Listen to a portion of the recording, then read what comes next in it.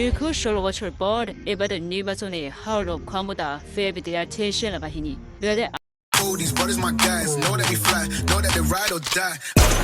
Why they wanna move like that? Where you want gone? Why you want act like that? Why you play hard? No rush, go on, move dumb. Back and forth pushing.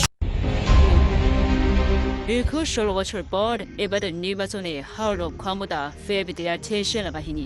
২০০৮ সালে আওয়ামী লীগ শাসনামলের নির্বাচনকালীন সময়ে সেনাবাহিনীর কাছ থেকে কেড়ে নেয় কিছু ক্ষমতা, যার মাধ্যমে নির্বাচনে ছলে বলে কৌশলে বিরোধীর মসনদ টিকে রাখেন তৎকালীন সরকার প্রধান শেখ হাসিনা।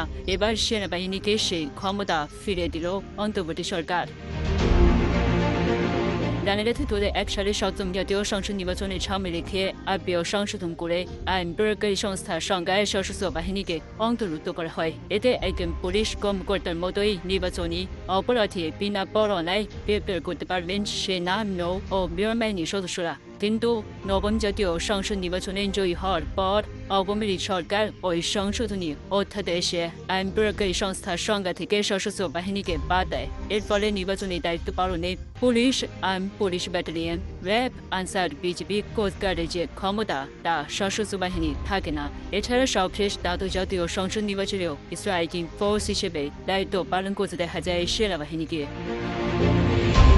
তবে বৃহস্পতিবার উপদেষ্টা পরিষদের বৈঠকে আরপিও সংশোধনে ইসির দেয়া প্রস্তাব অনুমোদন করা হয়। বৈঠক শেষে সংবাদ সম্মেলনে আইন উপদেষ্টা ডক্টর আসিম নজরুল সাংবাদিকদের বলেন, আইন শৃঙ্খলা রক্ষাকারী বাহিনীর সঙ্গে এখন আর্মি, নেভি ও এয়ারফোর্সকে অন্তর্ভুক্ত করা হয়েছে। এর ফলে সশস্ত্র বাহিনীর সদস্যরাও পুলিশের মতো ভোট কেন্দ্রে দায়িত্ব পালন করতে পারবেন। এতে নির্বাচনে সশস্ত্র বাহিনী মোতায়েনের জন্য নির্বাচন কমিশনকে আর সরকার বা রাষ্ট্রপতির মুখাপেক্ষী হতে হবে না। সংস্থাটি এখন নিজস্ব সিদ্ধান্তে এই ব্যবস্থা নিতে পারবে।